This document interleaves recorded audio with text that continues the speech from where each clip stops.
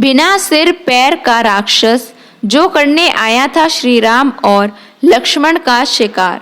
रामायण की कथा में हर घटना के पीछे कोई न कोई उद्देश्य था। ऐसा ही उद्देश्य उस राक्षस की मृत्यु के साथ पूरा हुआ जो कि श्री राम और लक्ष्मण का शिकार करने आया था। भगवान श्री राम के हाथों उसे मुक्ति मिली और उसने वापस अपना सुंदर रूप प्राप्त किया। दोस्तों, रामायण में भगवान श्री राम के द्वारा बहुत से जीव जंतु और राक्षस का उद्धार हुआ और साथ ही मुक्ति प्राप्त हुई।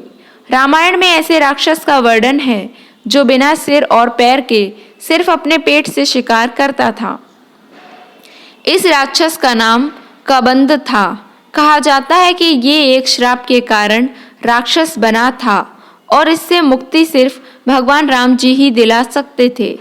आइए जानते हैं कौन था वह राक्षस जिसको प्रभु श्री राम ने दिलाई थी मुक्ति।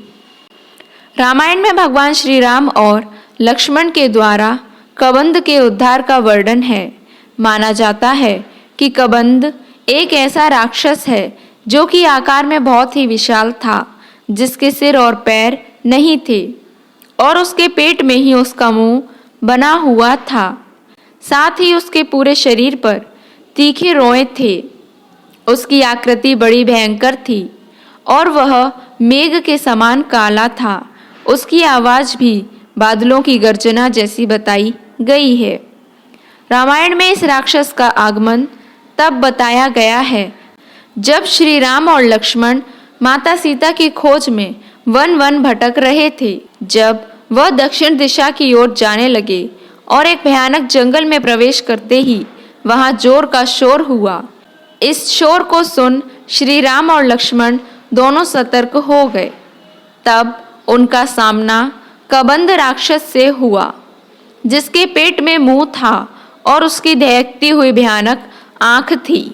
यह राक्षस एक ही स्थान पर रहता था और जंगल से होकर गुजरने वाले जीव जंतु, पशु पक्षी इत्यादि को अपने लंबे लंबे हाथों से पकड़कर खा जाता था। भगवान श्री राम और लक्ष्मण का जब उस राक्षस से सामना हुआ तो वह एक ही स्थान पर खड़ा जीभ से अपने मुंह को चाट रहा था। श्री राम और लक्ष्मण को देखते ही उसने अपने हाथ फैलाकर दोनों भाइयों को पकड़ लिया और उन्हें मसलने का प्रयास करने लगा और बोला कि मैं यहाँ भूख से पीड़ित हूँ, अब तुम मेरा भोजन बनोगे। मुझे बरसों बाद इंसान को खाने का मौका मिला है।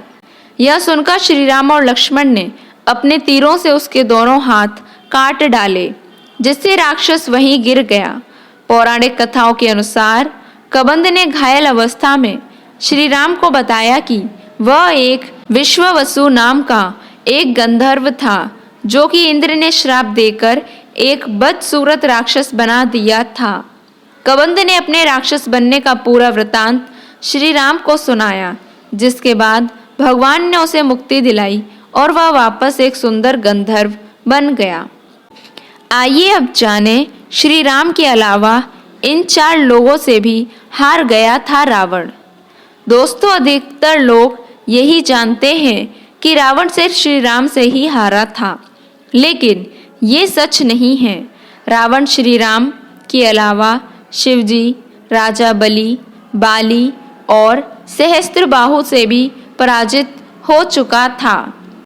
आइए सबसे पहले बात करते हैं सहस्त्रबाहु अर्जुन से रावण की हार के बारे में। सहस्त्रबाहु अर्जुन के 1000 हाथ थे और इसी वजह से उसका नाम सहस्त्रबाहु पड़ा था। जब रावण सहस्त्रबाहु से युद्ध करने पहुंचा तो सहस्त्रबाहु ने अपने 1000 हाथों से नर्मदा नदी के बहाव को रोक दिया था। सहस्त्रबाहु ने नर्मदा का पानी इकट्ठा किया और पानी छोड़ दिया, जिससे रावण अपनी पूरी सेना के साथ ही नर्मदा में बह गया था। इस पराजय के बाद एक बार फिर रावण सहस्त्रबाहु से युद्ध करने पहुंच गया था। तब सहस्त्रबाहु ने उसे बंदी बनाकर जेल में डाल दिया था। आइए अब बात करते हैं बाली से रावण की हार के बारे में। एक बार रावण बाली से युद्ध करने के लिए पहुंच गया था। बाली उस समय पूजा कर रहा था। रावण बार बार बाली को ललकार रहा था, जिससे बाली की पूजा में बाधा उत्पन्न हो रही थी। जब रावण नहीं माना तो बाली ने उसे अपनी बाजू में दबाकर 4 समुद्रों की परिक्रमा की थी। बाली बहुत शक्तिशाली था और इतनी तेज गति से चलता था कि रोज सुबह सुबह ही 4 समुद्रों की परिक्रमा कर लेता था। इस प्रकार परिक्रमा करने के बाद सूर्य को अर्घ्य अर्पित करता था। जब तक बाली ने परिक्रमा की और सूर्य को अर्घ्य अर्पित किया, तब तक रावण को अपने बाजू में दबाकर ही रखा था।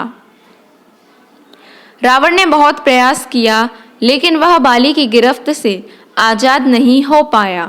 पूजा के बाद बाली ने रावण को छोड़ दिया था। आइए अब बात करते हैं शिवजी से रावण की हार के बारे में। रावण बहुत शक्तिशाली था और उसे अपनी शक्ति पर बहुत ही घमंड भी था। रावण इस घमंड के नशे में शिवजी को हराने के लिए कैलाश पर्वत पर पहुंच गया था।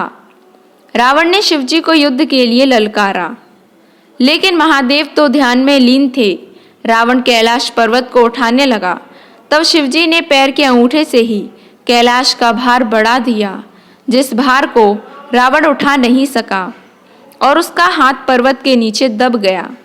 बहुत प्रयत्न के बाद भी रावण अपना हाथ वहां से नहीं निकाल सका। तब रावण ने शिवजी को प्रसन्न करने के लिए उसी समय शिव तांडव स्तोत्र रच दिया। शिवजी इस स्तोत्र से बड़े प्रसन्न हो गए और रावण को मुक्त कर दिया। मुक्त होने के पश्चात रावण ने शिवजी को अपना गुरु बना लिया। आइए अब जानें राजा बलि के महल में रावण की हार के बारे में। दैत्यराज बलि पाताल लोक के राजा थे। एक बार रावण राजा बलि से युद्ध करने के लिए पाताल लोक में उनके महल तक पहुंच गया था। वहां पहुंचकर रावण ने बलि को युद्ध के लिए ललकारा। उस समय बलि के महल में खेल रहे बच्चों ने ही रावण को पकड़कर घोड़े के समान अस्तबल में बांध दिया था। इस प्रकार राजा बलि के महल में रावण की हार हुई।